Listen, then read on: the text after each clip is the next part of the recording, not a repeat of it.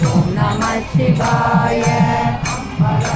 அம்பு கொண்ட சங்கு என்றால் சங்குமோ, கம்பமற்ற பார்க்கடல் கலங்கென்றால் கலங்குமோ, லிங்கமற்ற யோகியை வந்த நல்குமோ, செம்பனம் பலத்திலே சிவாயமே. ஓம் நம சிவாய. ஓம் ஓம் நம சிவாய. ஓம் நம சிவாய. ஓம் ஓம் நம